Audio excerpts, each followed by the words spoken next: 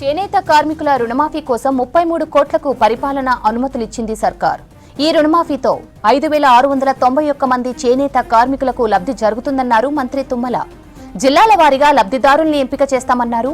కాంగ్రెస్ సర్కార్ వచ్చినప్పటి నుంచి చేనేత కార్మికుల సంక్షేమానికి 920 కోట్లు ఖర్చు చేసినట్లు మంత్రి చెప్పారు. గత ప్రభుత్వం కార్మికులకు చెల్లించకుండా వదిలేసిన 290 కోట్లను నేతన్నకు చేయూత స్కీమ్లో కార్మికుల ఖాతాలో జమ చేశామన్నారు మంత్రి తుమ్మల. చేనేత రుణమాఫీకి సంబంధించి మరిన్ని డీటెయిల్స్ యాదగిరి అందిస్తారు.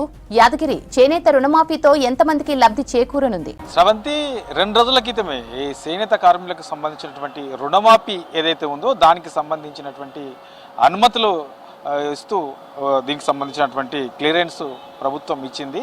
అయితే ఇందులో మొత్తం 33 కోట్లకు ఈ పరిపాలన అనుమతులు ప్రభుత్వం జారీ చేసింది.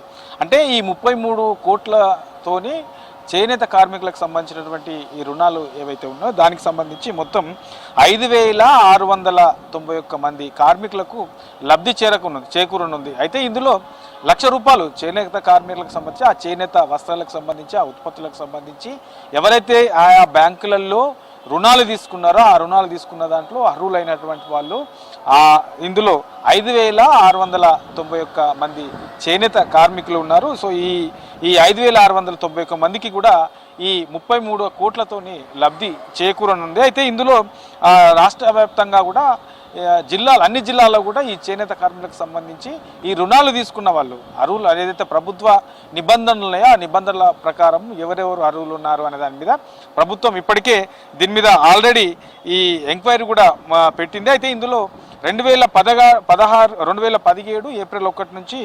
2024 మార్చి 31 వరకు ఈ టైంలో ఎవరైతే ఈ 1,00,000 వరకు రుణాలు తీసుకున్నారో ఆ రుణాలు తీసుకున్న వాళ్ళందరూ కూడా ఏదైతే ప్రభుత్వం ఈ 33 కోట్లు రుణమాఫీకి సంబంధించి విడుదల చేసిందో దానికి వీళ్ళందరూ కూడా అర్హులు అవుతారు. సో ఈ టైంలో ఎవరైతే తీసుకున్నారో వాళ్ళందరూ కూడా ఎలిజిబుల్ అవుతారని చెప్పేసి ప్రభుత్వం దానికి సంబంధించినటువంటి ఒక నోటు కూడా రిలీజ్ చేసింది.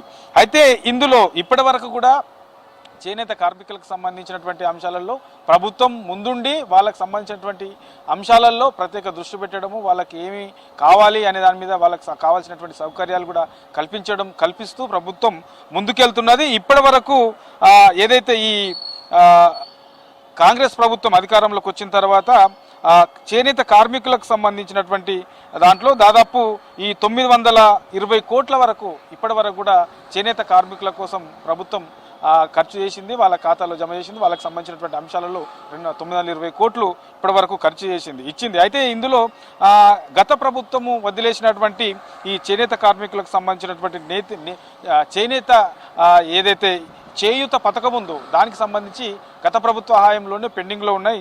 అవి 290 కోట్లు పెండింగ్లో ఉండే దానికి సంబంధించి కూడా ఈ కాంగ్రెస్ అధికారంలోకి వచ్చినాక ఈ 290 కోట్లు కూడా ఈ చేనేత చేయూత ఏదైతే పథకం ఉందో దానికి సంబంధించినటువంటి నిధులు కూడా ప్రభుత్వం విడుదల చేసింది.